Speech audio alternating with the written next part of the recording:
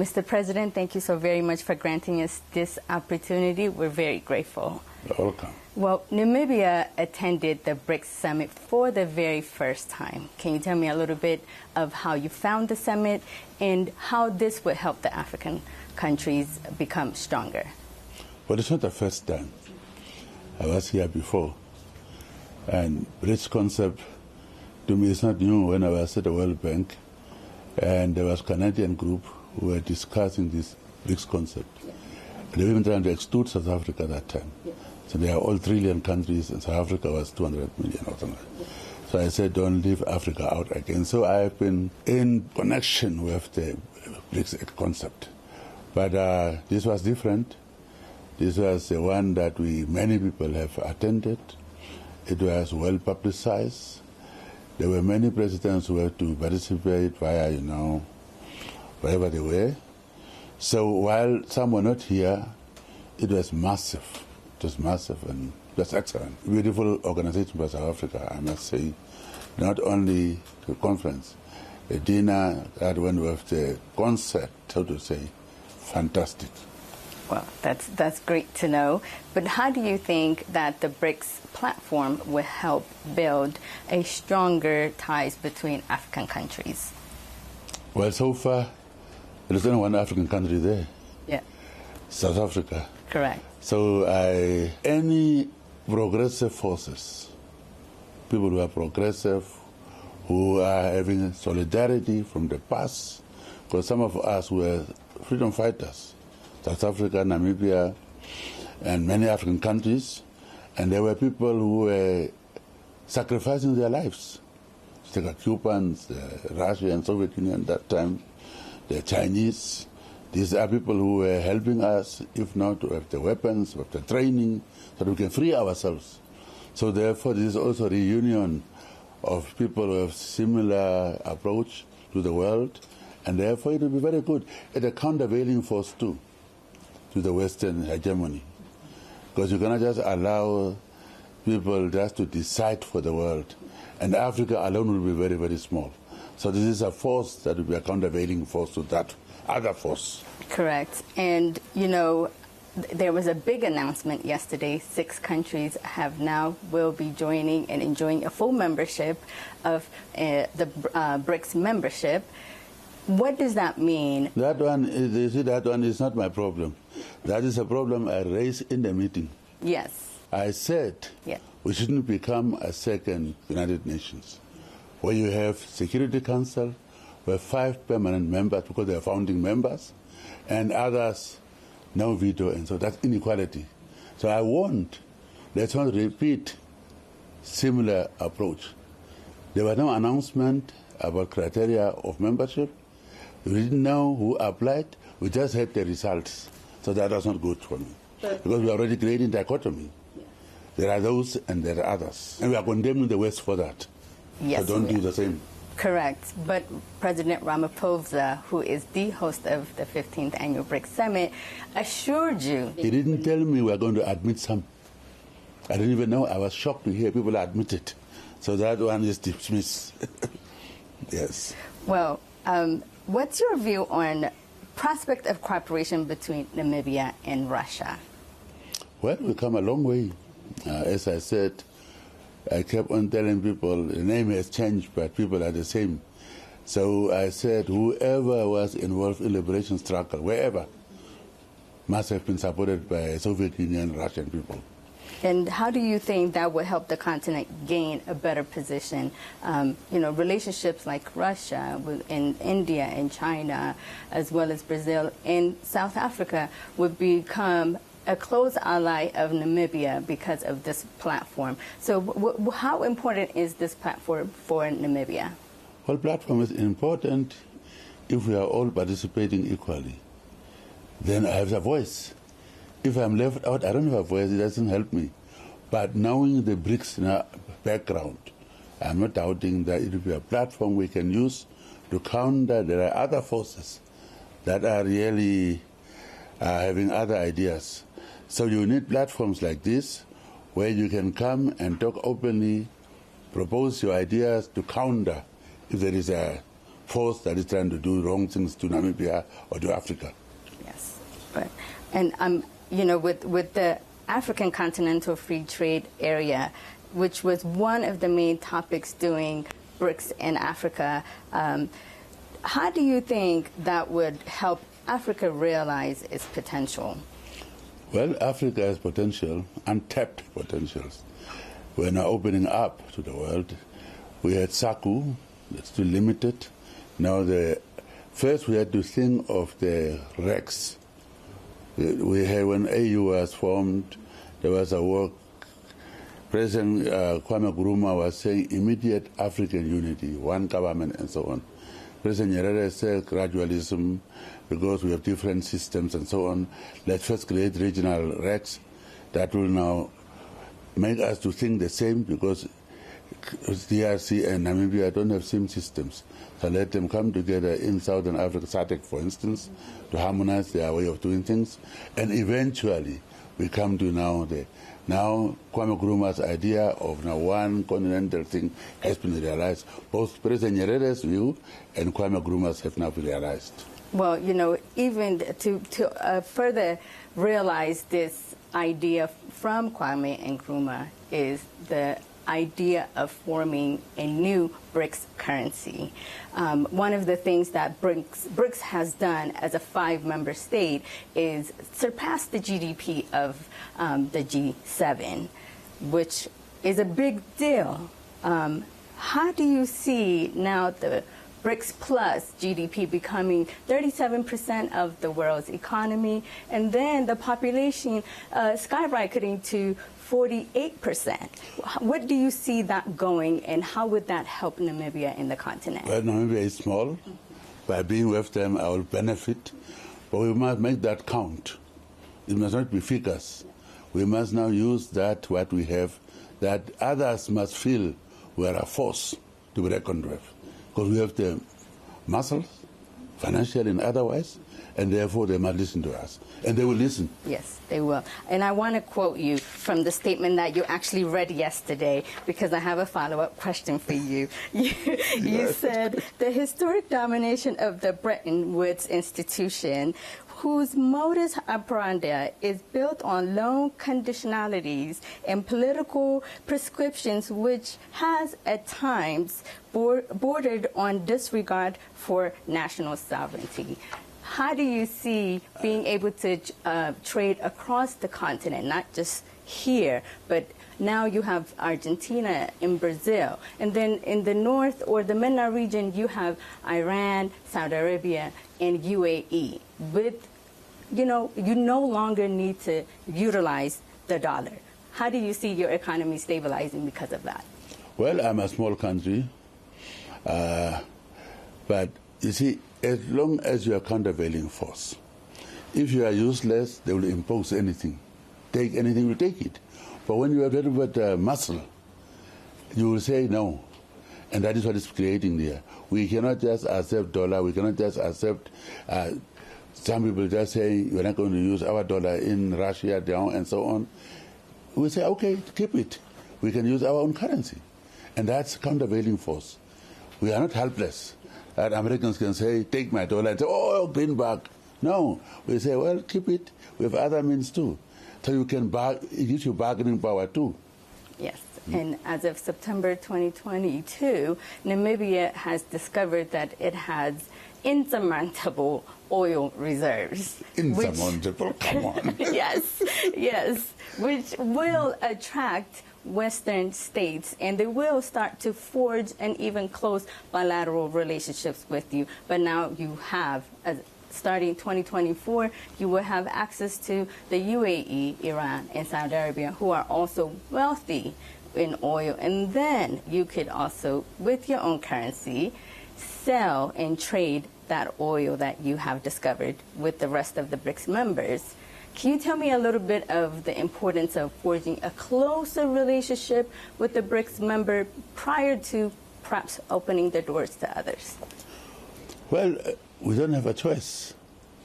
South Africa and Namibia are together. They are BRICS. We were together. We have been working together. We fought together. So you cannot separate us. You have also countries like China. They have been with us, supporting us. So all the BRICS members are basically our friends. Now we are going to move on now to economic side, discovery of all kinds of minerals. Yes, that's an interesting one, because oil is discovered, but we have joint membership there of Total, that's French, and also the Qataris who are there also, who are now not members of BRICS, but already UAE has to join. So already we have some other force there who we can talk to openly, in case the Total is trying to be funny. So we leverage that. Not only that, we have other very valuable minerals. We are talking about green hydrogen. It's a new area we are going into, and we are leading in Africa so far. Yes, tell the truth. And therefore, there we need. I invited people to come and join us, because South Africa is there to offtake. What do we do with it? We have a small population, so South Africa is already involved. Yeah. Sasol is already involved. So idea is offtake, and with that kind of a resource, we need investors to come. And our friends, wherever they are, I announce publicly, come and join us. We have this resource. Yes. And one of the things that you have done is that you have reformed your policies on export, and more specifically focusing on raw materials not being able to exit Namibia. And speaking of investment, what kind of industrialization investment are you seeking, and how can the BRICS play a role in making sure that Namibia is a recipient? The point is we can talk. President Cyril and I call it other daily, so to say. So there is discussions. Even before I announced Security Council thing, I talked to him. That's why he was laughing and said, he told me and so on. So as long as you are communicating, Chinese president, 5 times we had meetings. President Putin, I had at least one meeting, one-on-one. If he came here, we'd have had meetings. So good thing with the BRICS members, big and small, is they respect others. They respect others as equal, therefore they treat you that way. So that's a good thing about it. So if I have a problem, I can call President Putin, I can call President Xi and say, we have this problem. I cannot do that openly with the other side. Correct, and I think this is what the principles of BRICS is, to ensure that the uniqueness in each and every one of the country that are present during summits, as well as will become members, are their country's interest is respected. There are plenty more summits coming up. Is there any interest for Namibia to join? As I said, I was in the early beginning of BRICS ideas. In Canada, it started there. And I think it's a good idea. But South Africa is there. They represent us. If time comes that we qualify, and if they have criteria of rejecting and accepting, it's going to be wrong. We'll condemn them just like the United Nations, as I said. So we are friends there. Yeah. And even if you are not a member, as long as you can have open line, to say, this is my position, because we all cannot become members too. Then it doesn't serve the purpose. Right, that's very true. You know, the Cuban president openly expressed that he wants to come and visit you in Namibia. Can you elaborate a little bit on what the expected relationship is going to look like? What does Cuba mean to you in the continent? Our independence came as a result of Cuida Carnival. That fight determined, it's a turning point in our struggle. So Cuba and us have such an excellent relationship. We admire Cubans. Castro was my personal friend, I must say that. Even when he was in his pajamas at that truck, I was one of the people who saw him. I was supposed to just see him for 5 minutes. It became 50 minutes. And he was still lecturing me about the paperwork, how we must inform us. He was saying, you're going to become president. I didn't even know that at that time I was not a president. He put it in the universe for you. Yes. So anyway, so Cuba and us have a very, very special relationship because people came to die for us. And they said, we didn't come to get gold and oil or something from Namibia or Southern Africa. We carried our dead bodies home. That's all. And that statement is touching. Oh, absolutely. Yes. And, and following up on that very sentimental statement, what benefit could the expanded cooperation with Cuba and Namibia give both Cuban people and the Namibian people? The problem we have is always the boycott. I kept on saying there are Cubans who are maybe 50 years old, born, and they're born in that American boycott. They are saying, what have we done to Americans? These kids who are growing up, they are just told Americans boycott. Now, we talk about human rights. Yes. And children and so on. Now these children of Cuba who were born innocent people, all they know is American boycott. For what?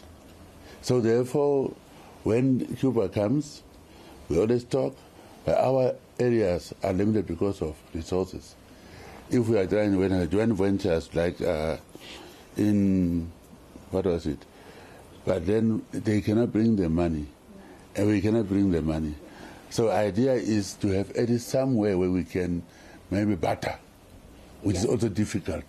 Now when we are going to use our own currency, coming to that position now, that in Africa, for instance, you pay in rand. Even my loans, some of the loans, we are now taking in rands, which is our part to our dollar. Yeah. So that is very helpful. So eventually, if we can say let's barter kind of a thing, that would be the way to look at it, because Cuba has a difficult situation financially.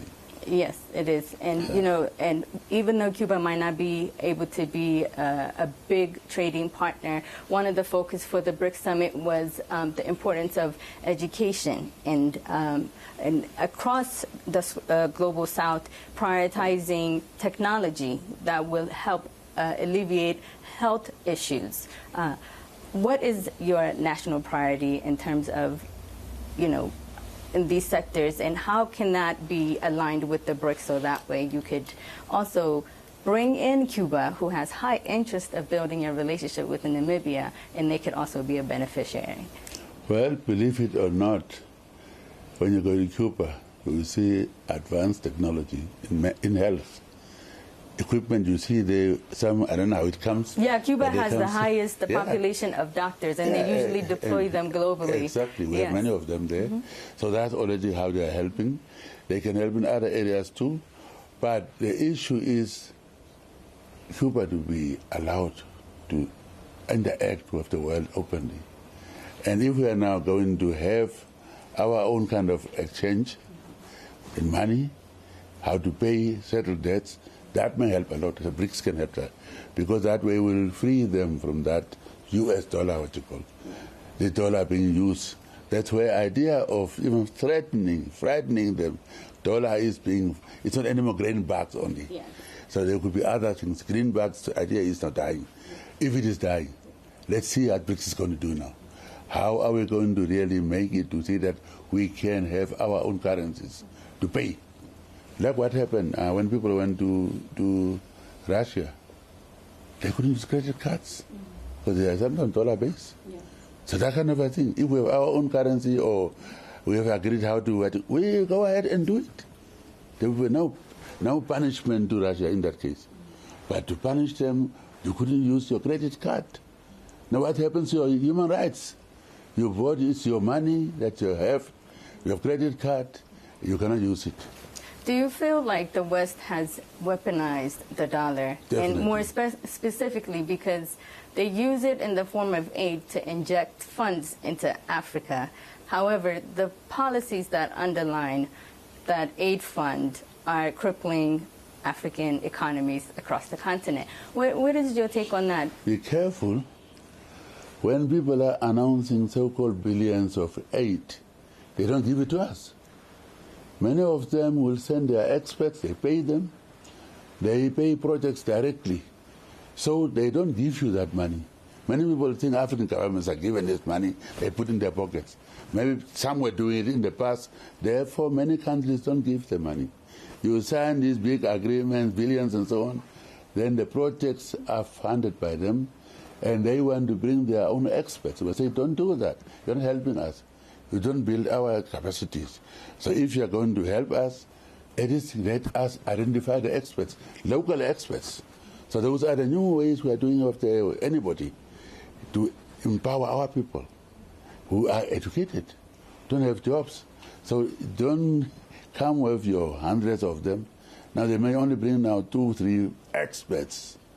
But basically when they talk about this aid and so on, it's on projects and they pay directly.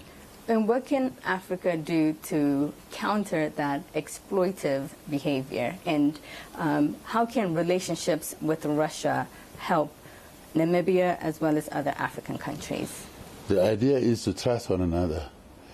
I think let's admit we were westernized. Colonialism. We were brought up under the Western influence, and we thought that is the way things are supposed to be done.